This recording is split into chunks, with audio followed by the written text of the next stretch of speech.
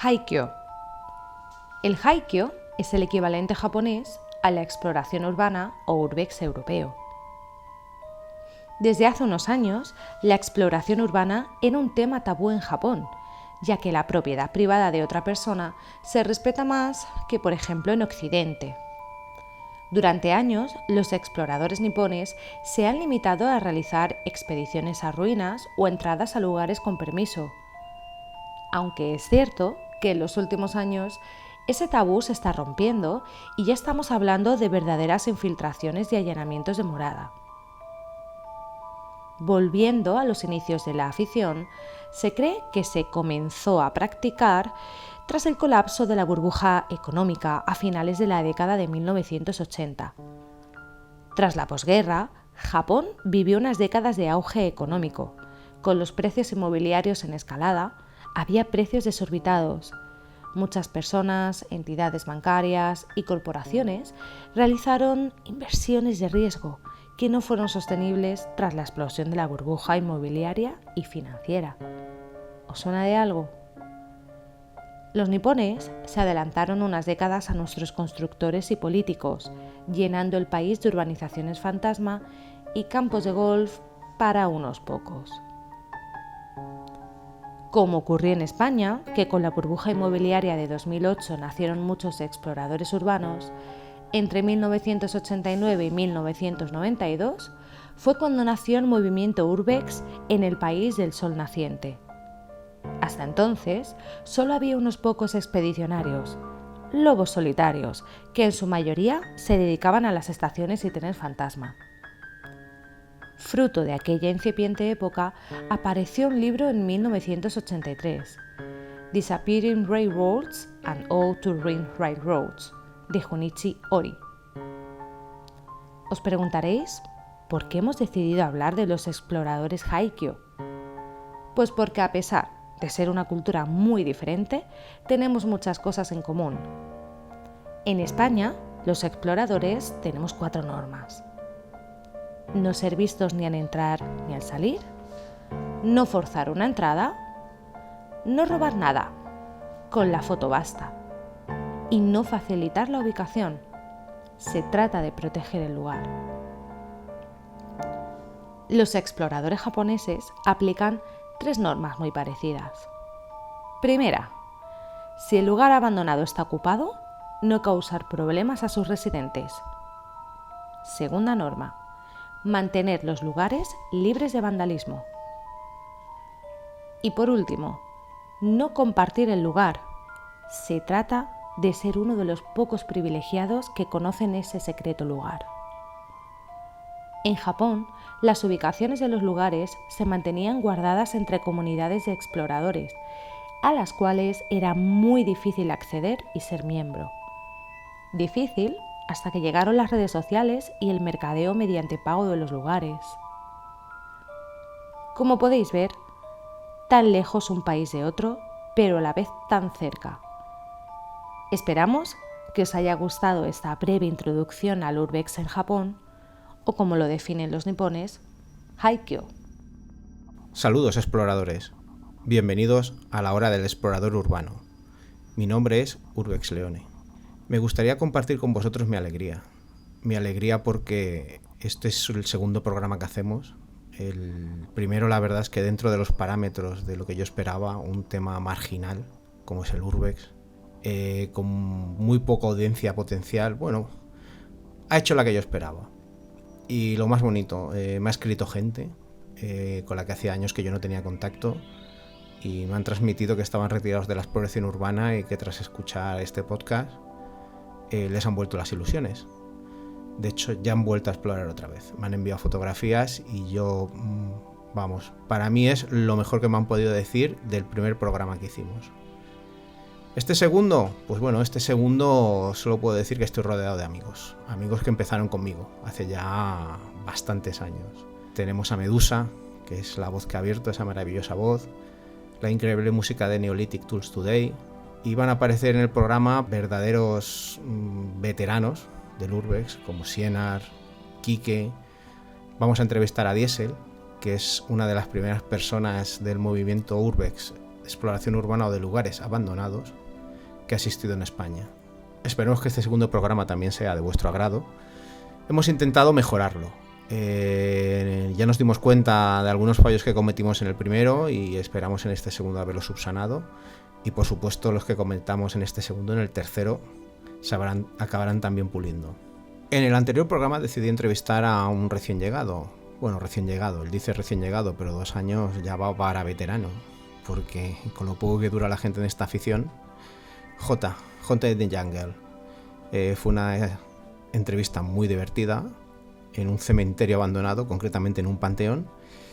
Y bueno, pensé, puede ser divertido ir alternando exploradores urbanos recientes con verdaderos veteranos. Los he acabado llamando, definiendo la generación perdida.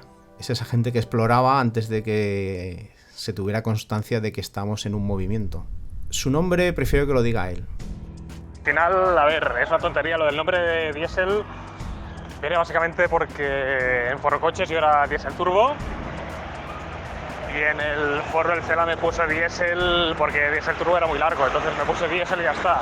Él empezó explorando cuando todavía se le llamaba exploración urbana o de lugares abandonados. Luego ya lo del Urbex vino después. Eso fue más en las euroquedadas que se hacían. Un hombre que vino de Bélgica a Holanda, aunque yo creo que fueron los belgas quienes acuñaron el término. Luego ya, pues en otros países tenían otras definiciones. En Inglaterra decían UE o Urbexers, pero eso parece que ya han quedado en desuso y se ha quedado con Urbex. Así que nada, mejor que se presente el mismo. ¿Qué tal? Yo empecé en esto del Urbex de casualidad. La historia fue que cuando yo tenía 5 o 6 años más o menos, 4 ya no, pero yo creo que sobre los 5 años, fuimos a visitar con la familia lo que era la casa de mi padre, ¿vale? En un pueblo de Lleida perdido, medio abandonado, bueno, totalmente abandonado, vivía una persona entonces, y ahora también, ahora vive una persona y, bueno, creo que algún hippie más. Fuimos a ver la casa de mi padre, eso, en un pueblo de Lleida, perdido por ahí. Y claro, yo con 5 años entré y estaba todo dentro, entonces me impactó mucho eso, ¿no? El ver que todo seguía igual, que cuando se fue mi padre hacía, pues, décadas. Estaba allí todo, los tenedores, los cacharros de la cocina, todo. Me chocó mucho, entonces, claro, me impactó tanto ver aquello abandonado, que se había quedado allí todo solo y lo habían dejado como si se hubiese ido el día anterior.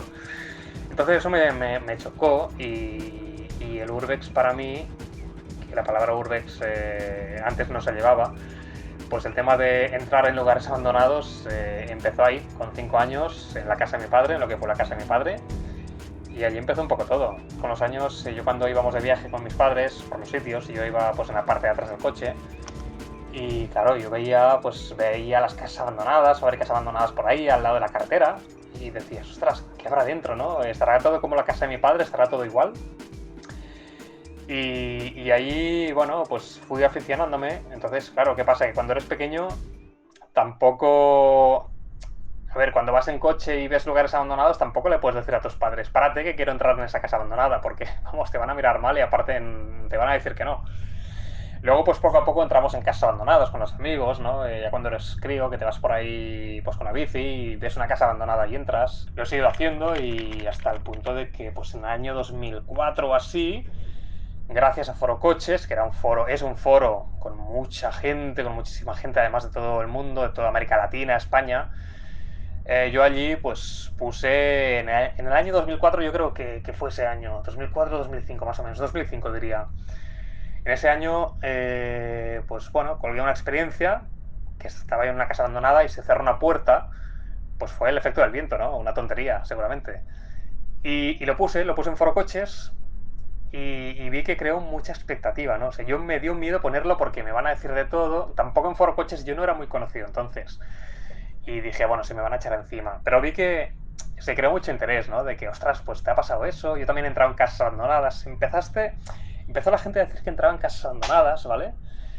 Y bueno, y entonces ese post se alargó muchísimo, ¿no? Entonces, pues, ¿qué había podido pasar? Que se había cerrado una puerta por el viento, o algunos decían que era un fantasma. No sé, entonces ahí se creó un poco, en ese año 2005 se creó un poco toda esta afición, ¿no? Como vi que había interés, en esos momentos también empezaban las cámaras de fotos digitales, pues empecé a colgar las fotos en internet, en los foros, ¿vale? En forocoches básicamente, que es donde me he movido siempre. Y crecía la expectación, ¿no? La gente, cualquier cosa abandonada, hostias, pues ponías, entra en una casa abandonada y luego al lado ponía fotos, reportaje de fotos, ¿no? Y ponía las fotos, la gente entraba, la gente flipaba. Y decías, ostras, y esto te gustaba, ¿no? Porque veías que la gente pues, respondía a tus posts y la gente se lo pasaba bien, ¿no? Ah, luego, pues fue creciendo poco a poco. Los reportajes que al principio a lo mejor eran 10 fotos, luego fueron 20, luego fueron 30, luego ya no me cabían en los foros en forocoches, ya se me quedaba pequeño. Alguien me propuso hacer una página web. Yo dije que estaba loco, que era una locura eso. Y al final la hice. En el año 2006, al año siguiente, el 2007, no me acuerdo ahora, creo que es 2007 la hice. Empecé a colgar los reportajes en mi página web, ¿vale? Aprendí un poco a hacer página web, que ya dominaba un poco, pero bueno, me puse así un poco por encima. Y empecé a colgar los reportajes por mi página web. Y bueno, mientras tanto en Foro Coches se iba cociendo el tema, ibas conociendo gente, ibas quedando. La primera gran quedada, ahora no me acuerdo si fue en la discoteca Gran Velvet de Badalona o fue en la carretera de la Rabasada, que había muchas mansiones abandonadas ahí en Barcelona. No me acuerdo ahora cuál fue la primera quedada, ya lo miraré porque todo esto además está registrado en Foro Coches. O sea, tú buscas foros o posts de esa época en Foro Coches y aparece todo. O sea, está todo documentado casualmente, ¿vale? O sea, no... se iban creando posts y todo eso sigue ahí en Foro Coches. Quedaba en Foro Coches para visitar una casa abandonada. Y veías que la gente de toda España te seguía, el post decía, hola, qué chulo y tal, yo me apunto si puedo y tal. Y poco a poco, pues fuimos haciendo grupillos, gente de Barcelona, íbamos quedando. Y bueno, el Cela se creó un poco por eso. Delfinito creo que fue el creador del Cela. Entonces, Delfinito vio que hacía falta un lugar muy especializado en foros de lugares abandonados, ¿vale? O sea, reunirnos todos en un lugar abandonado, en un foro de internet de lugares abandonados. Y se creó el Celo por eso. Entonces ahí en el Cela poníamos reportajes de casas abandonadas, discotecas, fábricas, todo, ¿vale? El Cela se creó por eso, porque fue la unión de los exploradores de lugares abandonados. Luego ya pues también se apuntaba mucha gente aficionada que solamente iba a mirar lo que hacíamos nosotros, ¿eh? O sea, hay mucha gente en el CELA, en el foro del CELA, que simplemente pues se apuntaba un poco para ver lo que hacíamos y ya está, no eran ni exploradores. Y bueno, y así se creó un poco todo, y así nos conocemos todos un poco, ¿vale? Y esa amistad pues todavía se mantiene. No hacemos tantas quedadas porque claro, ya pues pasan los años y uno pues tiene sus cosas y ostras, al final no quedas tanto, pero al principio claro, eras joven y podías permitirte, ostras, quedar, no tenías compromisos con nadie, muchos no teníamos pareja, por tanto teníamos mucha más libertad de hacer lo que queríamos, ¿vale? Y sí, sí, recorríamos toda España buscando lugares abandonados. Recuerdo una quedada en Forocoches para visitar la estación de Canfranc, que creó mucha expectativa. Eso fue también en el año 2006, creo, 2005. Sí, yo creo incluso 2005. Hicimos una quedada de 5 o 6 foreros catalanes. Nos fuimos a Canfranc y eso en Forocoches fue un boom. Fue un bombazo tremendo. Ahí la gente empezó bueno, poníamos fotos, la gente comentaba, eso fue una auténtica barbaridad. O sea, tú veías que la gente realmente seguía estas cosas, ¿no? Ostras, y fue un boom. Ah, yo creo, el problema del Urbex, que tiene bastantes problemas, claro, tú al principio buscabas personalmente, te ibas a buscar lugares abandonados, tú solo cogías el coche y te ibas por ahí. Luego con el Google Earth, ya buscabas por el Google Earth, que decías, hostia, qué locura, ¿no?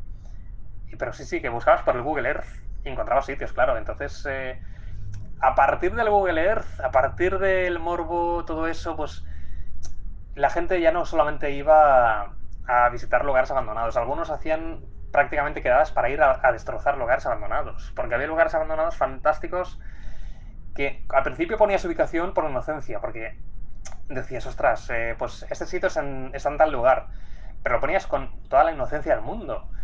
Y cuando ibas al cabo de 2 semanas sí estaba destrozado. Entonces ya nos dimos cuenta que no se podían dar ubicaciones, ¿vale? Pero claro, Google Earth ha hecho mucho daño en el sentido de que pues la gente, así como hay exploradores urbanos que van a visitar lugares abandonados, hay gente que va a destrozarlos también. Y ahí está el gran problema.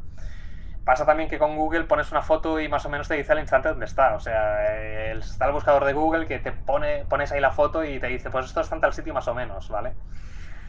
Y bueno, se ha perdido un poco ese morbo, ¿no? Porque ahora ya más o menos se puede saber dónde están muchos lugares abandonados. Cuando ya todo el mundo hace lo mismo, ¿vale? Que busca una casa abandonada, una fábrica abandonada, tú buscas algo distinto, ¿vale? Intentas apartarte. Entonces hay gente que se ha dedicado a las minas, a visitar minas. Yo, por ejemplo, me he especializado en carreteras abandonadas, en coches en barrancos, accidentes de tráfico, coches que han caído al barranco, ¿vale?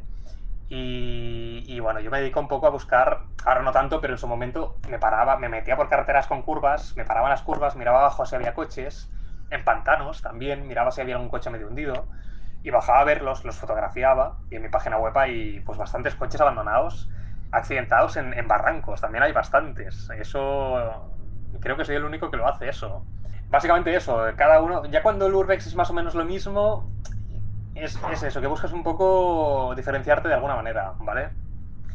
Luego también el Urbex últimamente se ha usado, los youtubers lo usan para sacar beneficio, ¿vale? Pues van ahí, graban un vídeo, buscan likes sobre todo, eso es horrible. Buscan likes. Si te ha gustado mi vídeo, pon un like, no sé qué. Vale, total, para tener, pues claro, cada like es dinero para los exploradores estos. Son exploradores de pacotilla. Son youtubers que se hacen pasar por exploradores para ganar pasta. Eso es horrible, no es afición, eso es morbo. Te dicen, entramos en una casa abandonada y encontramos un fantasma, o empezó a sonar la alarma, o vino un vigilante. O sea, te ponen ahí el título morboso para que entres. Eso es horrible. O sea, eso no es Urbex ni nada, eso es morbo. Eso no me gusta. Y el Urbex, la tendencia, al menos los últimos años, va un poco por ahí. Ahora se ha rebajado un poco todo eso. Ya no hay tanto youtuber Urbex, entre comillas, o es la sensación que yo tengo. Y volvemos un poco al inicio, ¿no? Yo veo un poco más de gente especializada y gente más interesada en el Urbex realmente. Ya no hay tanto, no se hacen títulos con tanto morbo como antes. La gente que hacía esto yo creo que no, que ya no está, o yo no quiero verla. Igual no miro esos vídeos, antes los miraba más para ver cómo lo hacían y tal, pero yo creo que estos vídeos ya no los hacen tanto, porque hubo una moda de eso, del morbo del Urbex. Ahora yo creo que esta gente que se dedicaba al morbo ya no se dedica a eso, no sé. Es una moda que para algunos fue pasajera, y para algunos es una afición como es mi caso, ¿vale? Que yo sigo buscando lugares abandonados, no tanto porque no tengo tanto tiempo, pero yo sigo por ahí. Eh, Masificación hay, bueno, ya digo, quizá ahora no tanta. Hubo, pero quizá ahora no tanta, es lo que pienso, ¿eh? Y yo mi especialización ha sido pues de colgar fotos simplemente a buscar un sitio, contar su historia y colgarlo. Y hacer entrevistas con la gente, ¿vale? Para conocer la historia del lugar y plasmarlo. Los reportajes los cuelgo cuando el lugar ya no existe, ha desaparecido o está vandalizado. Es decir, yo puedo hacer un reportaje, a lo mejor yo tengo reportajes de hace 12 años que no están publicados y que los publicaré un día, cuando el lugar ya haya desaparecido o cuando el lugar ya esté vandalizado, ¿vale? Porque si tú publicas un lugar y haces el reportaje y explicas su historia, a los 2 días la gente ya sabe dónde es. Entonces yo me espero a lo mejor 7, 8, 10 años, 11 años a publicar un reportaje. Es muy bestia, pero es así. Es por el respeto que tengo a los lugares abandonados. Publico ya cuando el lugar ha desaparecido y está hecho polvo o está reventado. Y como colofón final a esta entrevista, a este super texto, yo para finales de julio tendré un hijo, finales de julio, principios de agosto, y quiero inculcarle el Urbex. No de pequeño, porque al final, bueno, a ver, de pequeño sí, pero no quiero meterlo en lugares abandonados, porque un niño pequeño en un lugar abandonado vamos, eso es terrible, o sea, puede ser mortal, ¿vale? Puede haber un accidente, puede pasar cualquier cosa, pero sí que le quiero inculcar a mi futuro hijo un poco el tema del Urbex, por si le gusta y se quiere dedicar a ello de cara al futuro. Y bueno, y espero seguir toda la vida. Un saludo.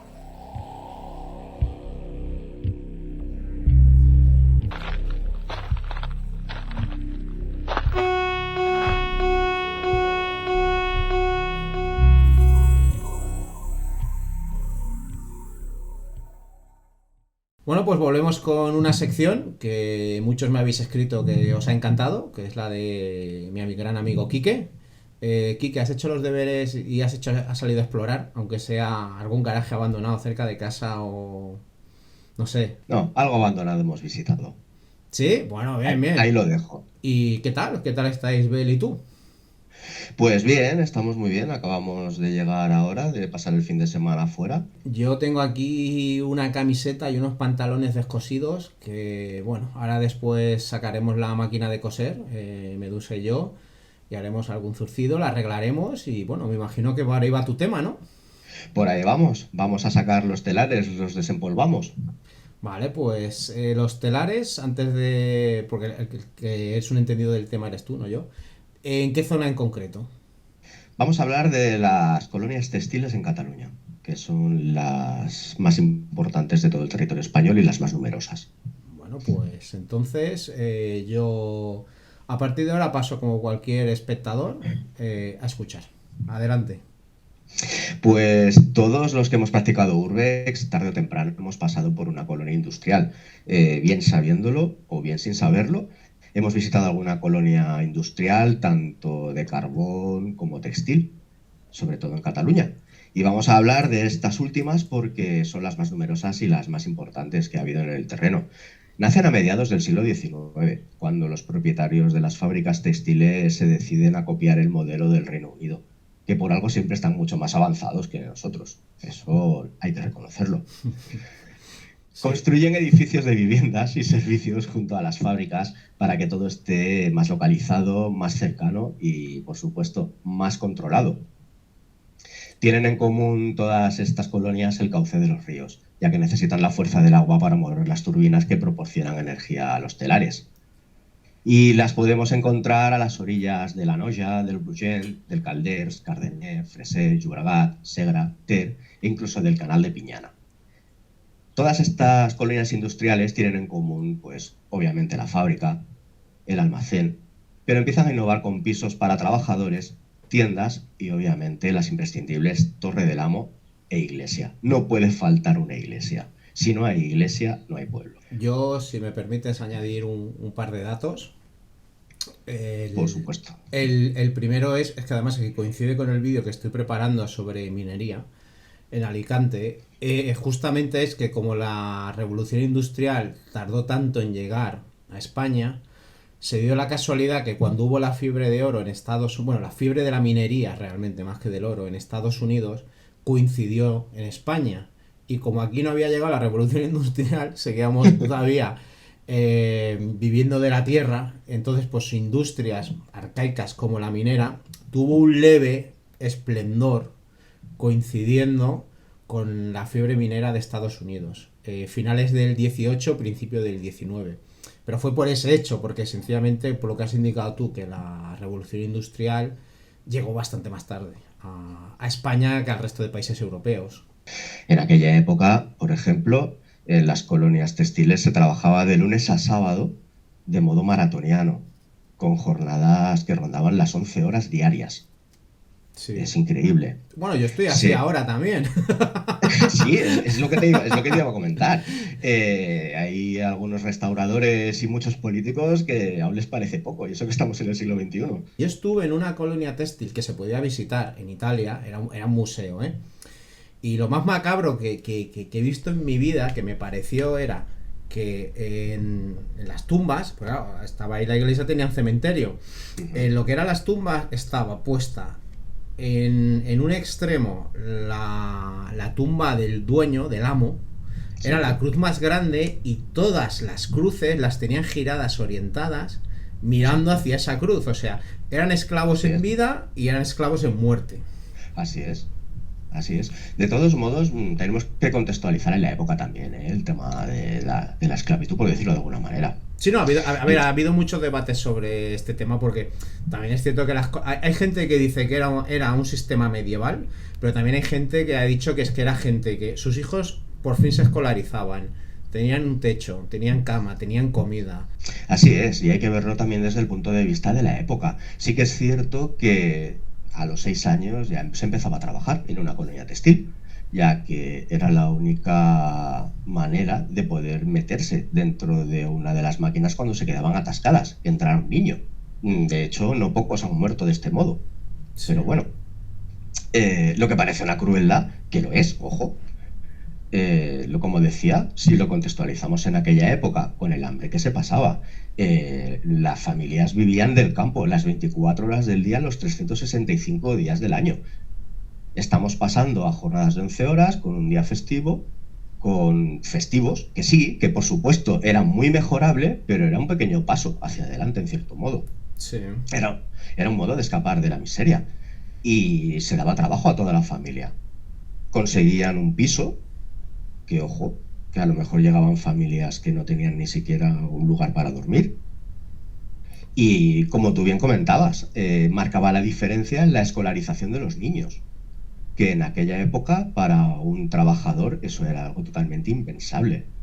Y más si llegamos a tener en cuenta que los propios amos de las colonias sufragaban los gastos de universidad a los niños que mejores notas sacaban. Así que ya te puedes imaginar, se les abría la posibilidad de un futuro que de otro modo era imposible. Por eso comentaba que sí, era algo muy duro, pero contextualizado, pues era un pequeño avance. Bueno, tú fíjate, Además, tú eres el mejor ejemplo. Con el sudor de tu esfuerzo te has conseguido un piso ahí en una colonia textil. exacto. Yo voy hacia atrás, ellos iban hacia adelante y yo voy hacia atrás. Perdona, que te interrumpió, continúa. No, que me gustaría además añadir sobre este particular que los trabajadores de las colonias textiles fueron de los primeros en disfrutar de electricidad, Sí. ya que incorporaban las dinamos para facilitarles la vida laboral y, como no, también la producción. Y sí, además, todo lo que tú comentas, yo añadiría que les acercaba la cultura, porque tú y yo lo sabemos, hemos explorado en muchas colonias textiles, tenían teatro, tenían cine, que eran muchas veces, en muchos casos, los mismos trabajadores que les hacían las obras de teatro, y para eso ya tenían que ir a la escuela y aprender a leer. Así es. Tenían escuelas de danza, bibliotecas. O sea, en ese sentido yo pienso más como tú, que sí, que hay que contextualizar en la época que estaban y era, o gente que por lo general era analfabeta y es que vivía de sol a sol trabajando en el campo. O sea, se levantaban cuando amanecía, trabajaban hasta que anochecía, llegaban a casa, cenaban todos delante de la chimenea, se comentaban sus quehaceres y a la cama a dormir. Es que no había tiempo para nada más y ni estaban ni escolarizados los niños. No digo que fuera así en todos, pero por lo general. Y aquí se hacía como un núcleo de unidad, se hacía como una comunidad y ayudaba a las familias de alguna manera a prosperar. Obviamente eso sería insostenible hoy en día, pero sí que es cierto que yo pienso que fue un pequeño avance en la época. Ni más ni menos, estamos hablando de finales del siglo XVIII, principios del siglo XIX. Claro, claro. Y por ejemplo, has comentado que ya tenían luz en casa. ¿Nos puedes explicar un poco el funcionamiento de las textiles? Básicamente recogían la fuerza del agua. Una dinamo la transformaba para que los telares pudieran funcionar. Y no sé si has tenido la suerte de escuchar funcionar un telar en algún momento. Es muy ruidoso, perdón. Supera los 150 decibelios. Pues imagínate lo que es todo una fábrica, a lo mejor con 200, 300 telares funcionando a la vez. Claro, aquello tenía que ser impresionante. Además que en no pocas ocasiones se escapaban las piezas de los telares golpeando a las mujeres. Había muchos heridos, como hemos comentado antes, había muertes. O sea, no era un trabajo sencillo, no era un trabajo acomodado, sí que era muy duro. Esto me gustaría sobre todo romper una lanza a favor de esas mujeres, que poco se comenta sobre lo duro que era su vida en aquellas jornadas. No olvidemos que además cuando acababan de trabajar en la fábrica tenían que dedicarse a la familia. Sí. Ahí empezaba otra jornada más. ¿Y cuándo comienza a ocurrir el declive? Bueno, el momento álgido sobre todo es a partir de 1880. Y una curiosidad, no sé si conocías el dato, te lo voy a dar. ¿Sabes cuál es la primera colonia que se creó en Cataluña? No lo voy a decir porque la voy a cagar, dilo tú. No creo. Además hemos estado varias veces, Cal Rosal. Ajá, bueno, pues mira, sí, hemos estado varias veces en ella. No lo desconocía el dato, pero sí que es verdad que hemos estado varias veces. Sí, y lo que tú comentabas del declive llega más o menos en el año 73, con la crisis del petróleo. Sí. Para que nos hagamos una idea de lo que es la magnitud de este declive, algunas de las colonias tenían más de 1.500 trabajadores y más de 3.000 habitantes. Eso era una pasada, y más en aquella época que no había tanta gente viviendo, los territorios estaban... o sea, de una comarca a otra parecía que pasabas de un país a otro. Exacto, exacto. Sí que es cierto que el ferrocarril que se construyó también a raíz de todas las colonias textiles ayudó mucho, que como vemos las colonias textiles ayudaron mucho al desarrollo de Cataluña a todos los niveles. Este ferrocarril comunicaba todas las colonias, por ejemplo, del Llobregat, y podemos hacernos una idea de lo que para la gente de la época significaba ese avance. Podían desplazarse sin necesidad de tener un caballo, por ejemplo, que dicho ahora suena, madre mía, un caballo, pero estamos hablando de colonias que han desaparecido hace 50 años. Bueno, vamos a ver, como se está poniendo la gasolina, vamos a ver si no tenemos que volver al caballo. Va a ser más barato su mantenimiento, sin duda.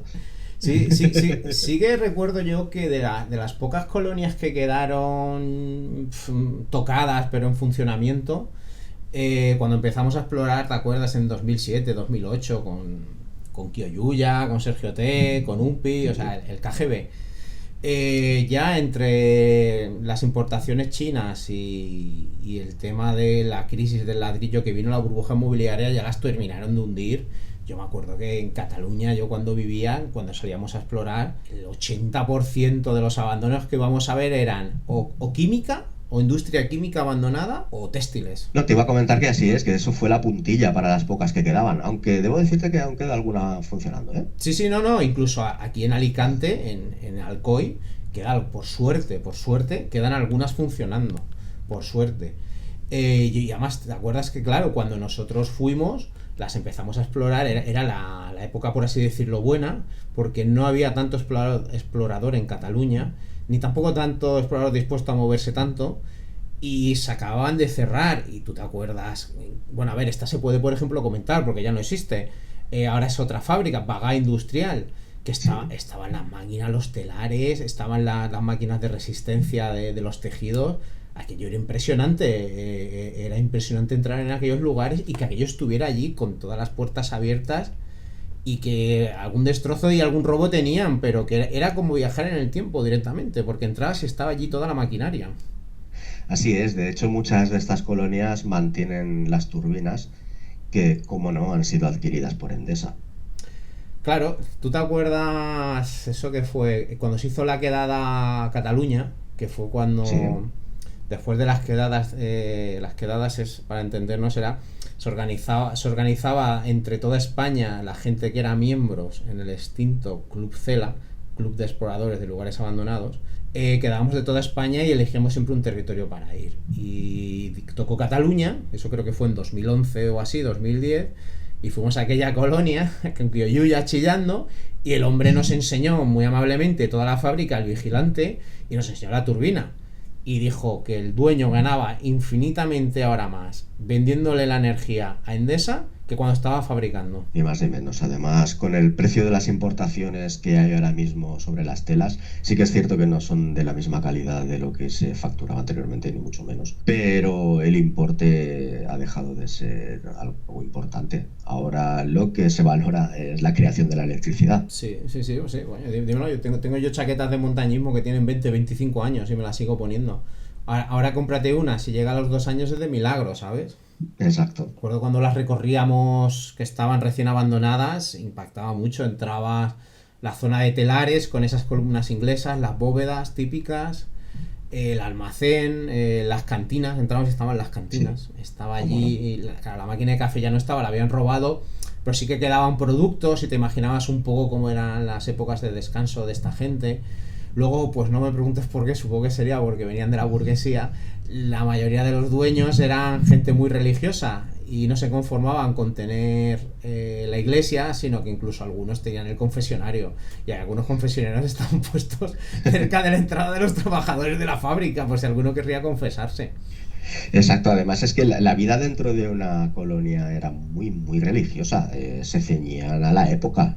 Sí que era un avance tecnológico, pero en cuanto a religión se mantenían las pautas de aquellos años.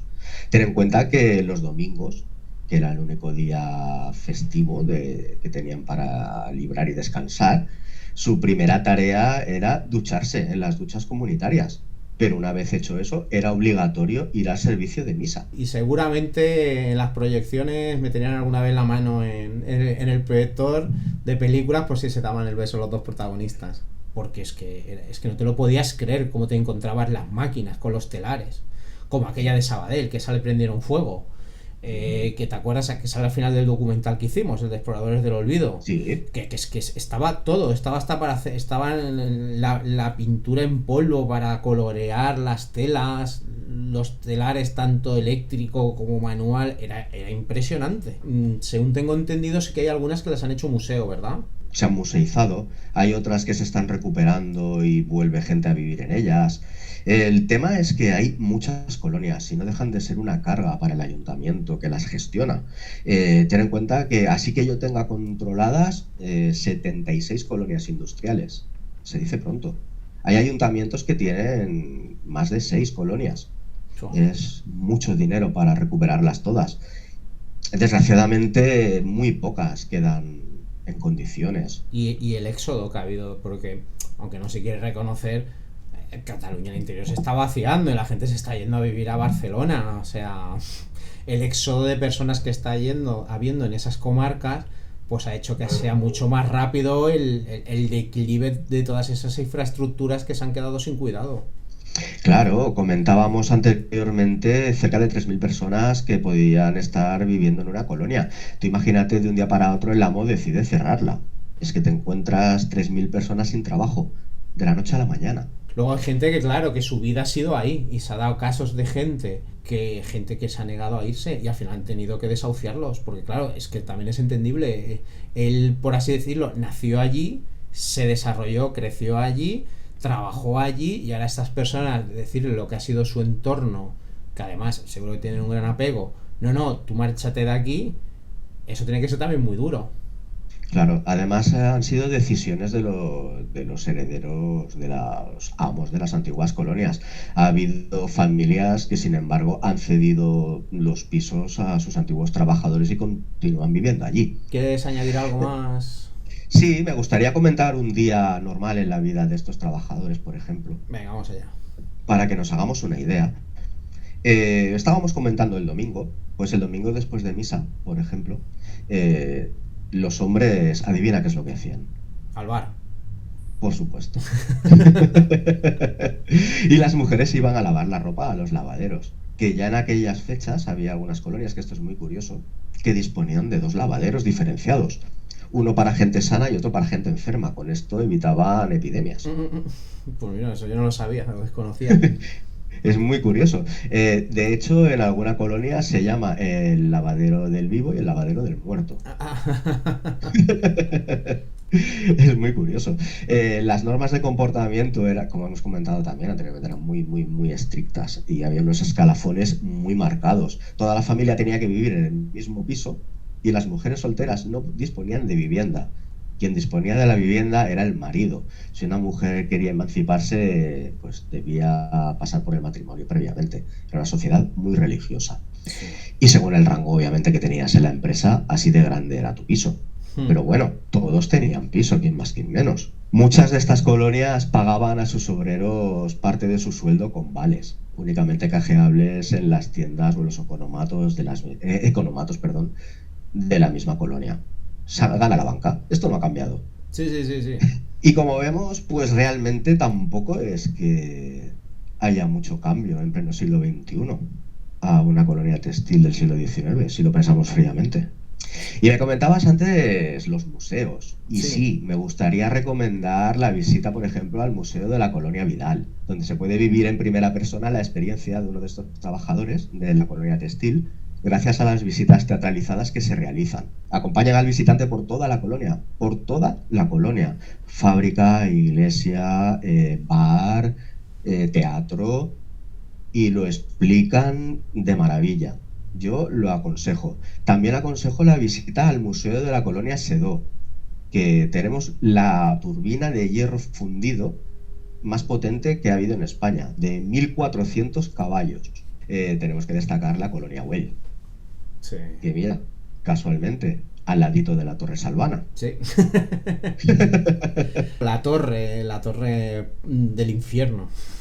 Así es. Y si preferimos alguna visita un poco más lúdica, por decirlo de alguna manera, y no tan cultural, siempre podemos ir a Cal Rosal, que han reconvertido el antiguo convento en un laboratorio artístico experimental. Y allí sí que es verdad que acogen diferentes conceptos que están quedando fuera del circuito artístico convencional. Tienen, además, puedes ir a tomarte una cerveza tranquilamente porque disponen allí de un restaurante, de un bar. O sea que está muy bien. Para un día diferente. Vale. Ahora que cuál me dices. Sí, ¿verdad? Que hace tiempo además fuimos y estaban allí mucho. Con un trapecio, estaban allí practicando unas trapecistas y nos dejaron entrar. Dijo, pasad, no sé qué, y nos lo enseñaron. Si era como un laboratorio creativo lo que estaban montando allí. Eso es. Sí que es cierto, sí. ¿Y sabes que hay algunas frases que nos han llegado a hoy día que han salido de las colonias textiles? Pues no, la verdad, si no las quieres decir. Claro que sí. Además es que ya sabes que a mí estos juegos me gustan mucho. Si yo te digo que los domingos cuando las mujeres iban a lavar la ropa a los lavaderos, allí obviamente era el centro de transmisión de las noticias de la colonia. Era el único momento que tenían todas para juntarse y poder intercambiarse sus novedades familiares. Sus chismes. Exacto. En invierno el agua estaba congelada. Había que romper esa capa de hielo, que no era fina. Hasta que no comenzaban a lavar, estas mujeres no podían hablar, estaban rompiendo el hielo. Fíjate qué frase más bonita. Y otra que me parece también maravillosa es que cuando sufrían algún accidente, tenían alguna enfermedad que les imposibilitaba realizar su labor, en aquella época no existía la seguridad social, entonces si no trabajaban, no cobraban. Dependían totalmente de la solidaridad de sus propios compañeros. Y en los vestuarios dejaban la gorra del trabajador afectado. Y sus propios compañeros, como te decía, dejaban en ella bien parte de su sueldo o bien algo para que pudieran comer. Sí. De ahí la frase que nos ha quedado hasta hoy, pero en un tono un poquito más peyorativo que sus inicios, que es vivir de gorra. Sí, eso por ejemplo que comentas tú, se da el caso en la minería. Cuando yo estuve viviendo en Asturias, a mí me lo comentaron, de que cuando había fallecido el minero, claro, la mujer se quedaba viuda, para salir adelante, por ejemplo, le dejaban montar una mesita a lo que era la entrada y la salida de los vestuarios de los mineros, y allí en la mesita pues ponía para hacer café, la leche, y era como una manera de subsistir la mujer porque había muerto el esposo en la mina. Exacto. Entonces, claro, los compañeros, antiguos compañeros del esposo, por deferencia, aunque no les apeteciera, todo el mundo siempre consumía para que la viuda pudiera seguir tirando hacia adelante. Claro, ni que sea de un punto de vista egoísta, se colaboraba porque quién sabe cuándo le podía tocar a uno mismo estar en esa situación. Claro. ¿Y hay alguna frase más? La verdad es que estas están muy chulas, las desconocía. ¿Hay alguna frase más? Frases no, pero si quieres sí que te puedo aconsejar, y a toda la gente que nos escuche, una película sobre este particular, una película sobre este mundo. Venga, que te han pagado por ello. Y tanto. La película se llama Terra de Telers, Memoria de Telares. Está dirigida y protagonizada por Jean-Franck Charançonnet y es una maravilla de película que expone la vida de una colonia desde los inicios de esta hasta su último día. La recomiendo ya que es un viaje al pasado, no me voy a cansar de decirlo, maravilloso. ¿Y dónde pueden verla? Pues en el canal 33 aquí en Cataluña y en TV3 ya la han retransmitido en alguna ocasión. Pero estará en Filmin, ¿no? A lo mejor. ¿Perdona? ¿Qué te he contado? ¿En Filmin puede ser que esté? Pues lo desconozco.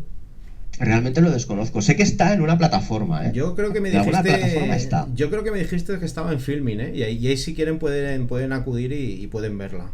Puede ser, pero ahora ya no lo recuerdo. Sí, yo creo que sí, que tú me dijiste que estaba en Filmin esta película. Es posible. Bueno, no cuesta nada, si tenéis Filmin, estáis suscritos.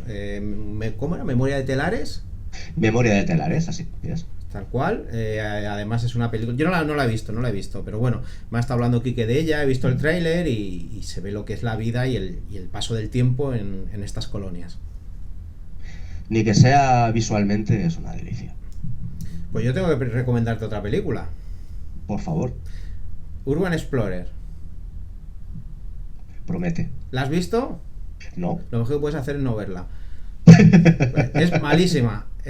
Solo diré una cosa, es el slasher. El slasher es el género o subgénero que se puso de moda en Estados Unidos en los 80.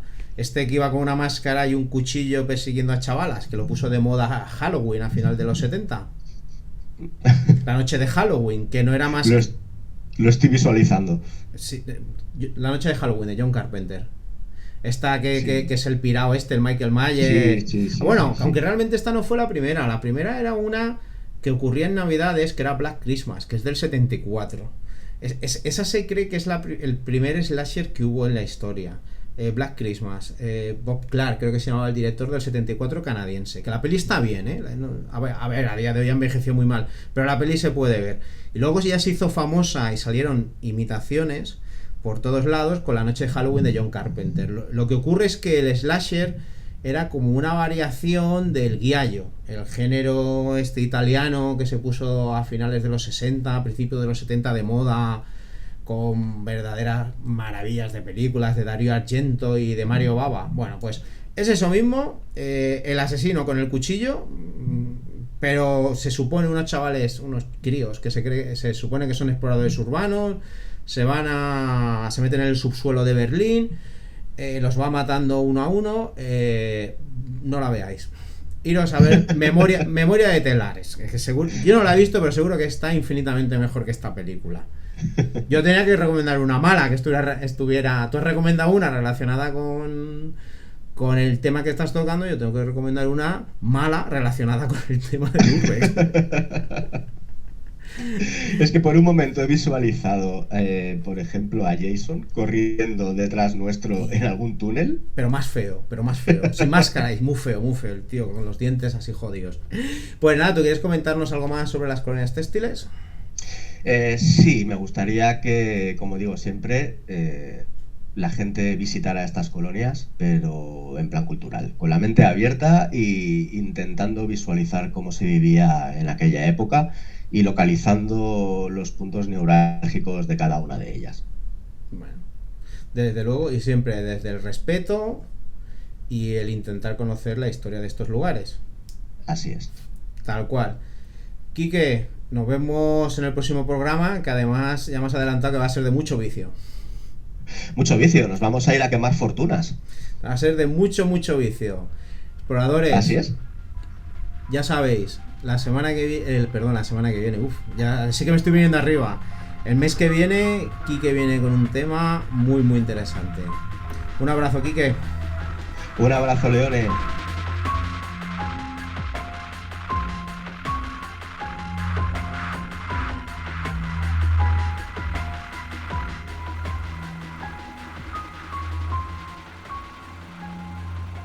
Espera que pongo el intermitente. Aquí estamos nuevamente, 3 en la carretera. Por un lado Urbes Leone, a mi lado Medusa. Buenas tardes. Y bueno, Urbesnero no puede ni lanzar un ladrido porque va en el asiento trasero, durmiendo. Ha sido un día de mucho calor, de mucho sol y de mucho explorar, por suerte, y de mucho comer. Ahora hablaremos de ello también. Y va rendido atrás. Pues hoy hemos estado en una casa de colonias. Que a mí la verdad es que el acceso no era complicado. El problema es que, claro, como sabéis, pues Nero, sus patitas se podían dañar, había mucho vidrio roto dentro, muchas puntas, demasiado vandalismo. Entonces hemos decidido entrar por turnos para que uno se quedara fuera cuidando a Nero. Yo he sido el primero en entrar, como suele ser, voy abriendo vía. Y a mí la verdad es que el lugar me ha gustado mucho, me ha traído muy buenos recuerdos de cuando yo era crío. Dormíamos de niños en las casas de colonias, esas camas de litera viejas. También me han recordado mucho a cuando estoy en el club de montaña, cuando comencé en el club de montaña de jovencito, en esos refugios donde dormíamos.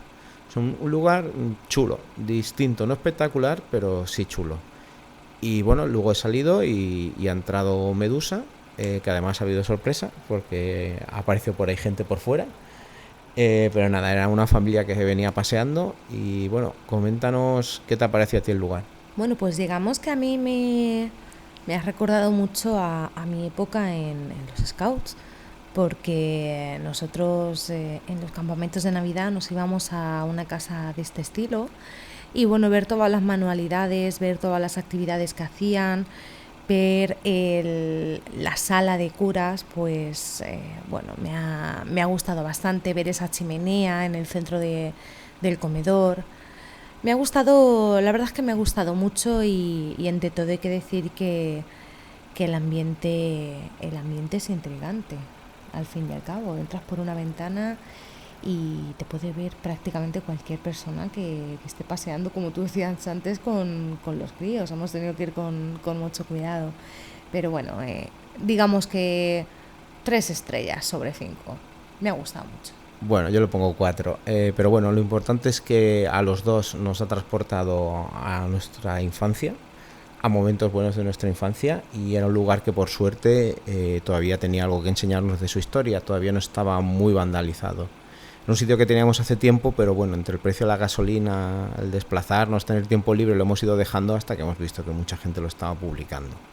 Y hemos decidido acudir pues antes de que los vándalos y los ladrones no dejen ninguna huella del pasado del lugar. O sea, nuestra idea es publicar a la vez vídeo y podcast, así que en la descripción del podcast estará el enlace a YouTube. Bueno, luego hemos ido a un sitio, por no desvelar la población, que es en Valencia, muy famoso por los bocadillos que son, vamos, kilométricos. ¿Cuál ha sido el problema? Que Medusa no tiene la medida de Medusa a la que podemos llegar unas personas de comer, es diferente a la del resto. Entonces ya se veía que esos bocadillos no íbamos a poder acabar con ellos. ¿Qué has pedido aparte, Medusa? Bueno, pues por si acaso el bocata no era de mi agrado, he pedido algo que nunca falla, que son las patatas con queso y bacon, quesito fundido. Solo deciros para que os hagáis una idea, yo soy una persona que come mucho.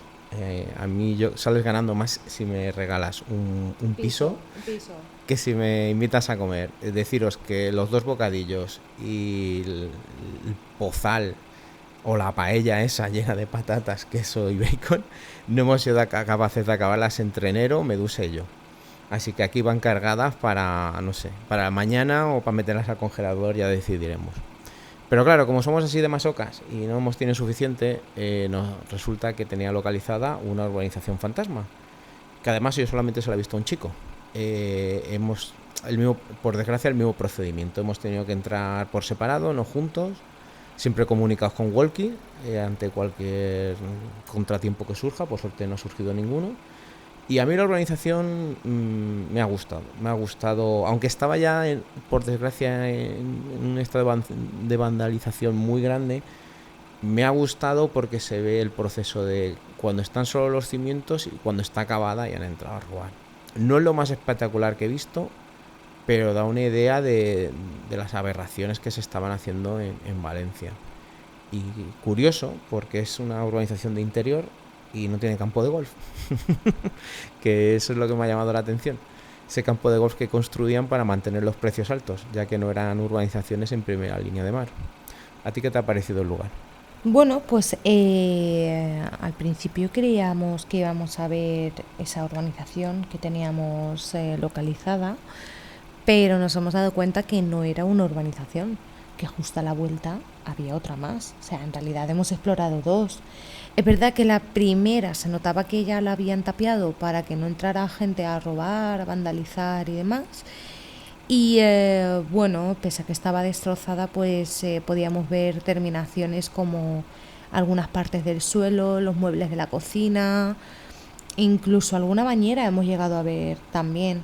Entonces ese contraste entre algo que está casi terminado, casi listo para entrar, y la que había justo detrás, que estaba prácticamente en el esqueleto con una piscina inundada de agua con mosquitos y sapos, pues bueno, al fin y al cabo no ha estado mal y como premio hemos tenido una nave llena de grafiteros, ¿no? Hemos entrado en una nave industrial. Sí, bueno, respecto a la piscina, porque es urbanización con piscina en el centro, pues bueno, parece que la naturaleza recupera lo suyo. Le habían crecido cañas dentro y tenía ahí un ecosistema propio. Sí, resulta que había una nave cerca que estaban unos chavales ahí grafiteando, nos han visto, hemos hablado con ellos, nos han invitado a entrar, pero bueno, es que tenían perros de raza peligrosa y claro, Nero es muy tranquilo y tampoco se veía que fuera un sitio que tuviera algo. No tenía nada, o sea, absolutamente nada. Nada, estaba vacío. Llevamos ya muchas horas, mucho sol, la barriga casi no se podía mover de tanto comer, así que hemos decidido continuar y estamos volviendo ya para casa. Así que bueno, nos despedimos dos porque Nero no puede con su alma, está durmiendo. Así que exploradores, nos vemos en el siguiente 3 en la carretera. Adiós. Hasta luego, señores.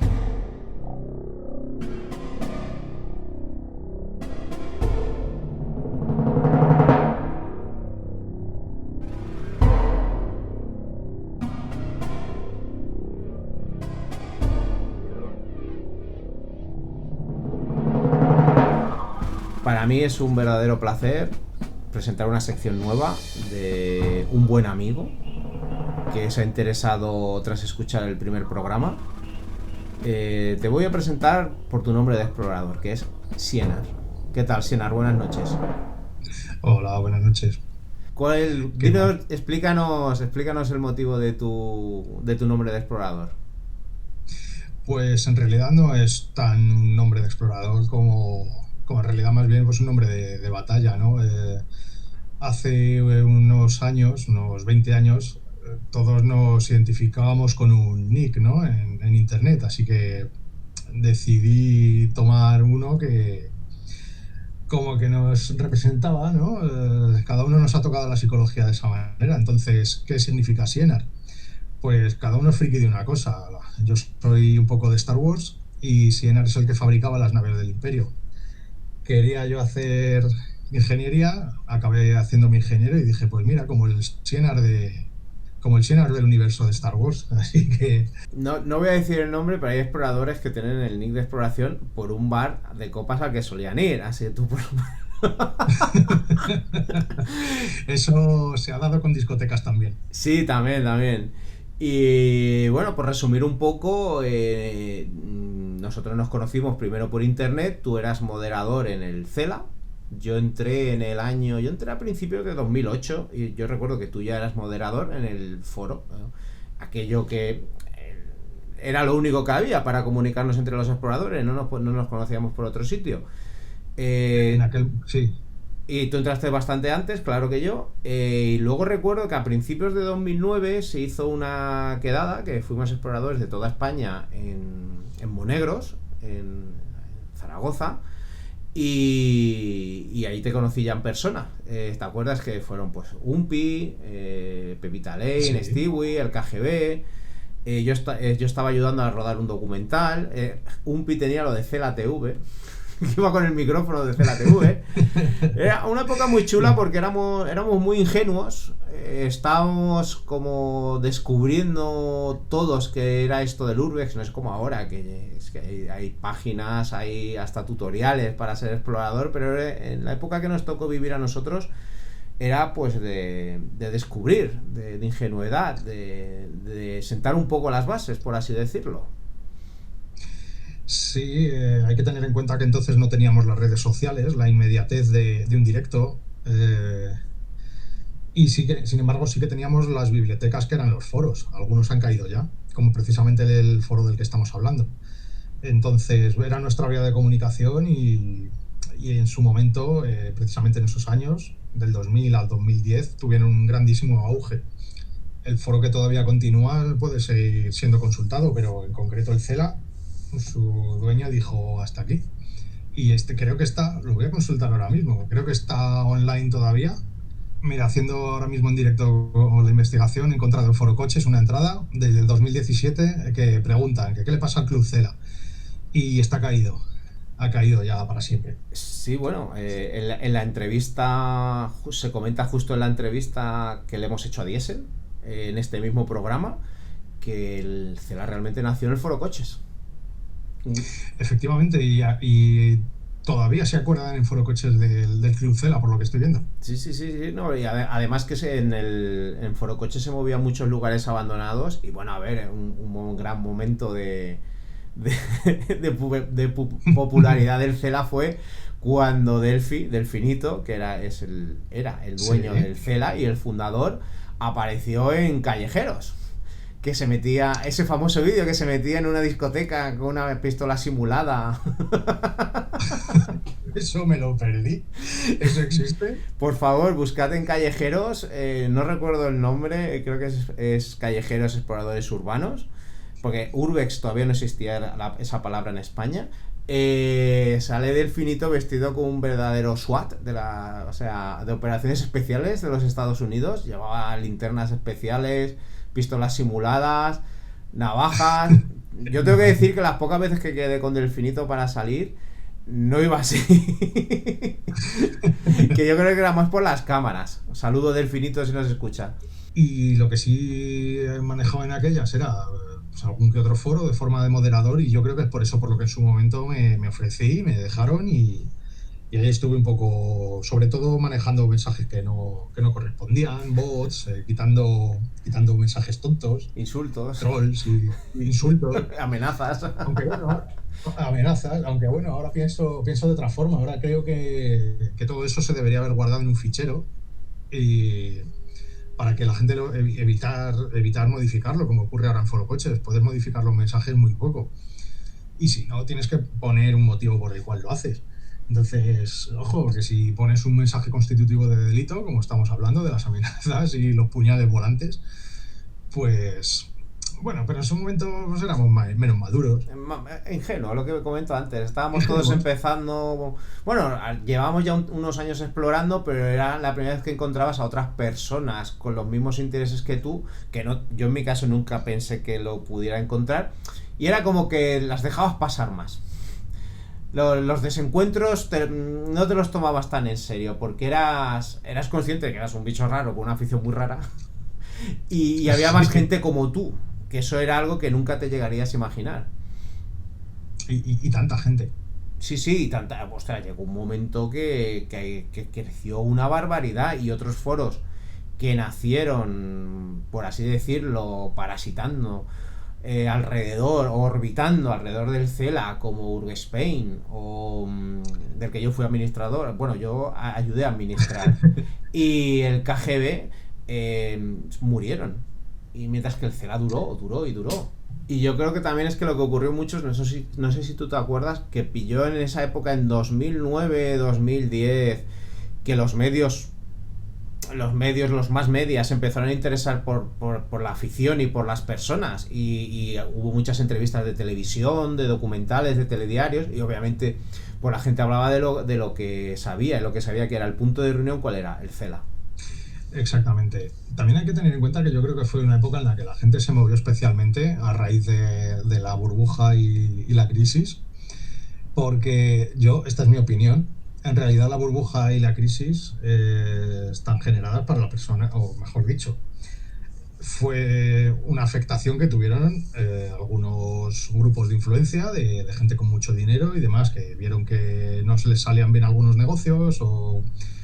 En fin, y sin embargo, a la gente de a pie que había hecho mucho dinero con la construcción y lo tenía, pues lo empezó a mover. Entonces, ¿que tienes dinero para gasolina? Pues viajo. ¿Que tengo dinero para radiocontrol? Pues compro coches de radiocontrol, y muy grandes y muy caros. Y nos movimos mucho en esa época en muchas aficiones. Hubo mucha fotografía, aparecieron las cámaras reflex baratitas, las Canon 1000, por ejemplo. Nosotros llevábamos cada uno una reflex, ¿eh? Sí. Si nos juntábamos, por ejemplo, en aquella quedada de Zaragoza con la gente del Cela, que no nos conocíamos casi, éramos 20. Es que si cada uno llevaba una cámara de 1.000 euros con su equipo... Te imagínate que nos atracan, ¿eh? ¿Cómo, perdón? Te imagínate que nos atracan, o sea, se forran. Exactamente. Es que dice, ¿qué me llevo, la casa o a esta gente? Es que... Pero sí, yo totalmente de acuerdo contigo con lo de cuando estalló la burbuja inmobiliaria, porque bueno, yo siempre lo conté, Yo había vivido en esa vorágine hasta entonces. Yo desde los 16 hasta los 28, que fue cuando la edad que yo tenía cuando explotó la burbuja, yo era trabajar, disfrutar la vida de aquí para allá, fíjate, y obviamente me metía en lugares abandonados, pero estalló la burbuja, por primera vez me encontré en 12, 13 años de vida laboral sin trabajo, tiempo libre, empecé a ir a lugares abandonados y una cosa llevó a la otra llevó al CELA, otra llevó a mi mujer, porque mi mujer es exploradora, nos conocimos explorando. Y realmente yo siempre lo he dicho, yo si no hubiera sido por la crisis de la burbuja de 2008, que me llevó al paro, como por desgracia muchísima gente, y nos costó mucho volver a reengancharnos al mercado laboral, yo creo que a mí el Urbex o la exploración urbana y de lugares abandonados no me hubiera pegado tan fuerte. Sí, yo creo que se ha dado en más de una afición, no solo en esto. Y bueno, pues por ejemplo ahora vamos a hablar de otra de tus aficiones, que es las recreaciones bélicas. Efectivamente, hago recreación histórica de batallas de la Segunda Guerra Mundial. ¿Tienes una predilección por los uniformes nazis? No me gusta llamarlos nazis. Alemanes. Recuerda que tengo también un uniforme de ametrallador, lo llamo ametrallador con babero, por un TV de Tintín, pero si has visto Salvar al Soldado Ryan, pues como iba Vin Diesel, tengo el uniforme prácticamente igual. No, si tienes un montón de uniformes, yo por decir el más llamativo, que es el que tienes más currado. Sí. Efectivamente, los uniformes alemanes son muy llamativos porque siempre se les ha asociado con los malos. Ellos efectivamente hicieron unas atrocidades de sobra conocidas. No hace falta que nos recreemos ahí. Pero mira, precisamente en los últimos años pues me estaba, digamos, como ampliando, haciendo unos pequeños añadidos a la hora de coleccionar estos uniformes o con sus insignias y demás.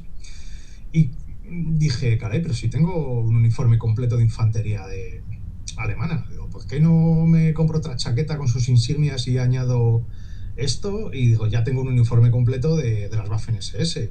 Y lo hice, pero después dije, pero es que estos fueron los que más acumularon crímenes de guerra. Que luego aquí la gente no distingue las insignias, pero te asocian. Y en este mundillo, conociendo a mucha gente, pues me he dado cuenta de que hay muchos que se uniforman solo de americanos, curiosamente del pelotón 506, que fue, bueno, pelotón, no sé si fue el regimiento, sí, PIR, Pathfinders, sí, PIR fue el regimiento, el 506, que fueron los primeros americanos que saltaron de los aviones para marcar los puntos hacia donde tenían luego que llegar el resto de soldados durante la invasión de Normandía. Pues se uniforman de americanos, pero luego por dentro el pensamiento es muy de derechas, ¿no? Y digo, ¿pero qué haces, tío? ¿Te estás escondiendo? Porque hay otros que por lo menos dan la cara, que se visten de alemanes porque lo piensan. Digo, pues no sé, macho, no sé en qué mundo vivimos. Y dije, mira, voy a hacer una cosa, me voy a quitar de las cosas de las Waffen-SS. Y el que me vea va a decir, bueno, mira, Emilio va de alemán porque, pues sí, porque mola ir de alemán, pero no va de las Waffen-SS. Bueno, yo saco ahora el tema precisamente porque tu sección, aunque nos hemos pegado aquí un rollo de amigos, pero que yo creo que es interesante, porque era importante, yo creo, sobre los inicios del Urbex en España, es tu sección que es sobre lugares abandonados relacionados con lugares bélicos, con campos de batalla, lugares, bueno, no sé, tampoco sería campos de batalla, pero bueno, todo lo que sea relacionado con el tema bélico, que además tú lo dominas bastante, estudias mucho el tema, y yo creo que a lo mejor deberíamos comenzar a hablar de los 3 sitios que traes. Yo he visitado 2. No sé si lo voy a publicar todos en este mismo programa, porque creo que nos vamos a poder hablar igual para tocar trocearlo en varios programas. Pero bueno, si quieres tú comentarnos los 3 sitios que traes y por cuál quieres comenzar. Pues casi podríamos hablar un poquito para los cafeteros. Podríamos dejar para el final el que tenemos en el norte de España, que es la pirámide de los italianos. Para la mitad porque lo tenemos más cerca, es muy conocido y ha estado todo el mundo. Podríamos dejar el Hospital de la Marina y me gustaría empezar por los puertos Mulberry, que es, bueno, lo tengo muy poco preparado, pero podemos hablar tanto de los aparatos o edificios o trastos que son, como un poquito de toda la batalla y de otro tipo de instalaciones que hay en la zona. Hay que decir que, pues ya que te has puesto con Normandía, tú lo estuviste hace poco, además. Estuve 2 veranos, creo que fueron el 16 y el 17, y una semana cada verano.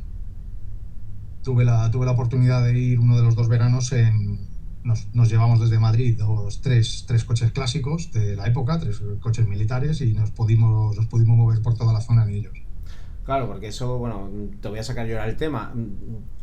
Habéis restaurado vehículos de la Segunda Guerra Mundial también. Bueno, uno solo. El mío, el que tengo. Lo tengo a medias con un amiguete. Es para la gente que no pueda verlo, dinos qué tipo de vehículo es el que habéis restaurado. Pues se trata de un Dodge WC-51. WC significa Weapons Carrier y 51 es el tipo. Se trata de un 4x4 muy, muy normal. El aspecto es el de un Jeep o el de un Land Rover, para tenerlo así un poquito en la cabeza. Y se trata de un 4x4 de carga. Es un coche mecánicamente muy normal. Y en su versión original tenía un motor de 6 cilindros y una caja de transferencia normal con tracción trasera y una caja de carga por detrás. O sea, es un Jeep, pero camión, ¿no? Es un Jeep que ha pasado por el gimnasio. Es un Jeep para transportar tropa, ¿no?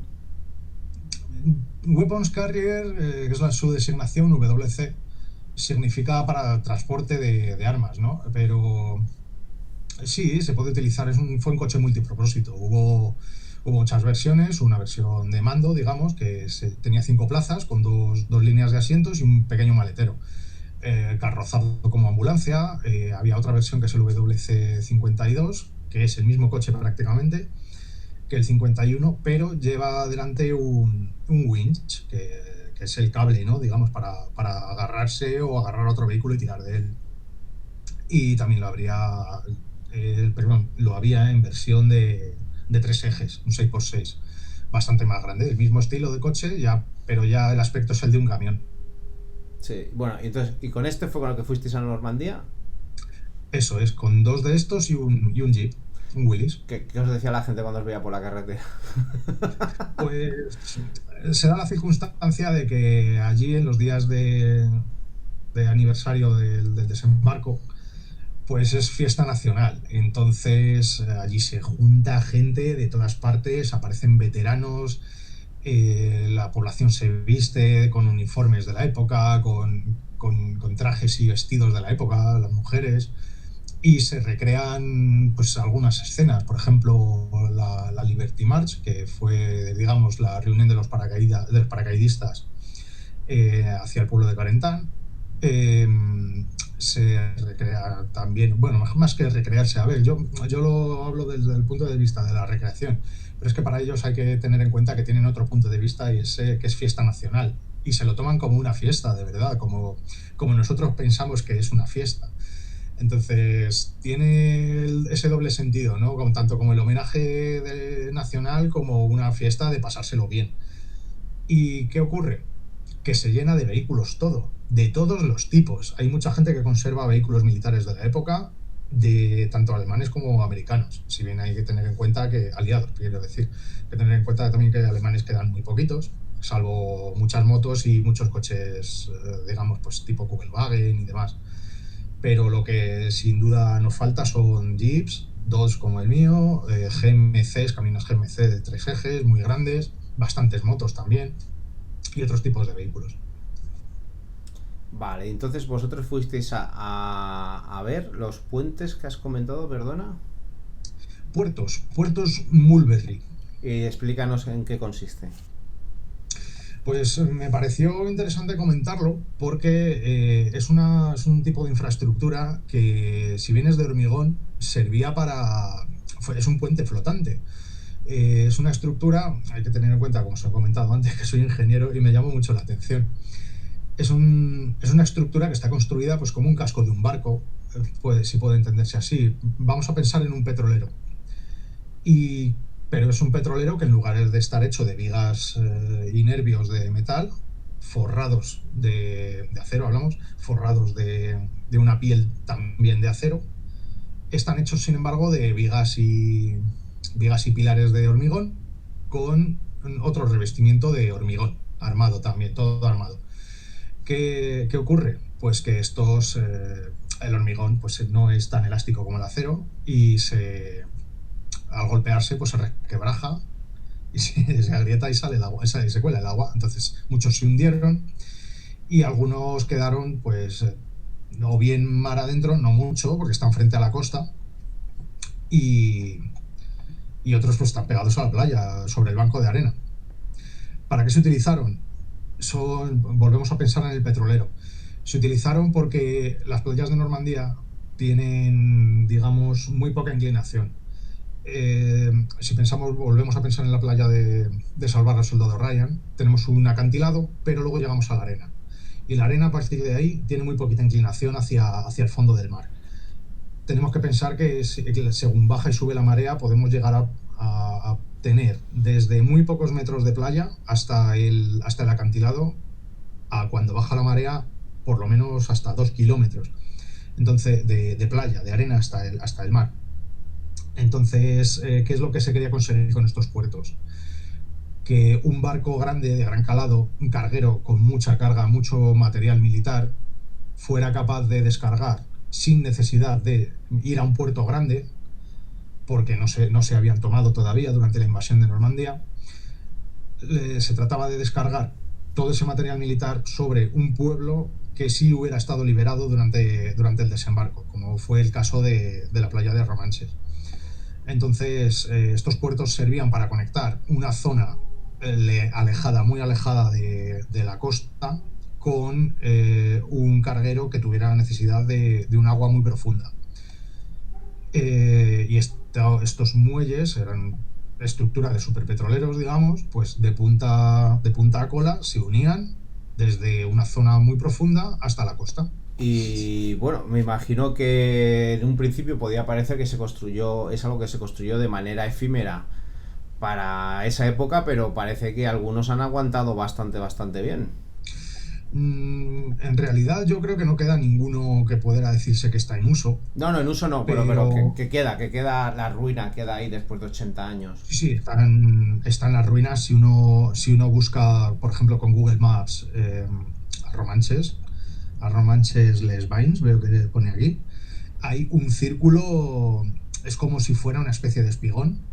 Hay un montón de instalaciones que son estos puertos, todos repartidos, pues digamos, haciendo una especie de semicírculo, trazando centro en Arromanches. Están hundidos, claro, y hay algunos, como te he dicho, pues que están pegados en el banco de arena. ¿Qué aspecto tiene? Pues una vez estás en el banco de arena, tienes esa mole de hormigón delante, parece pues la típica construcción sin terminar que está en el encofrado del hormigón, pues como una nave industrial, ¿no?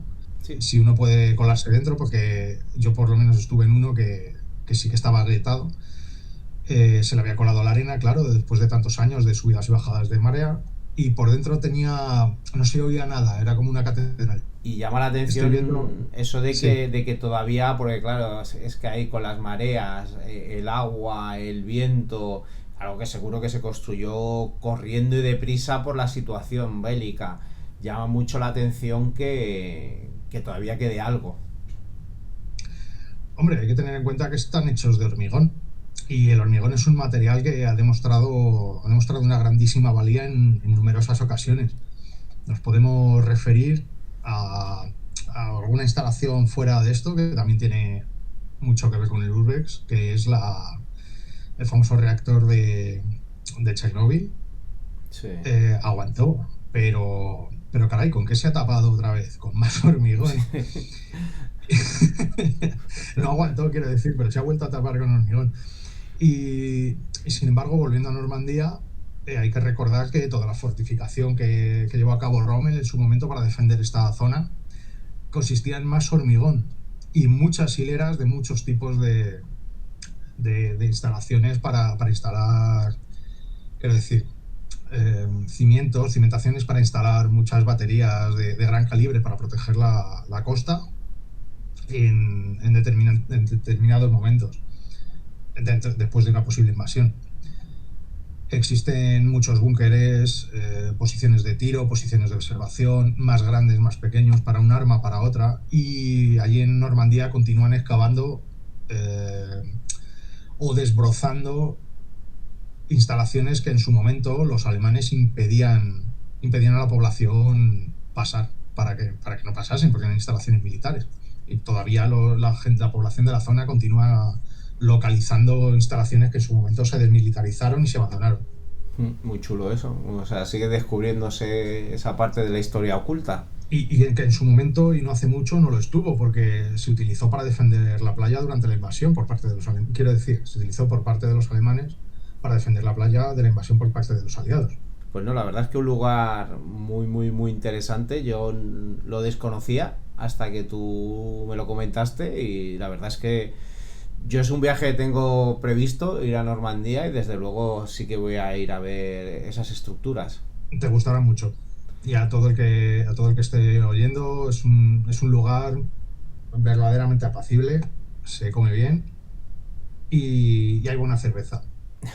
Importante. Es hora de volver a casa. La tarjeta de la cámara está llena de fotos, las botas sucias y las pilas de mi linterna casi agotadas. Marco las coordenadas de regreso a casa. Espero que os haya gustado el viaje y deseo veros en el siguiente. Nos esperan grandes lugares que explorar. Os mando un fuerte abrazo a todos y mucha suerte.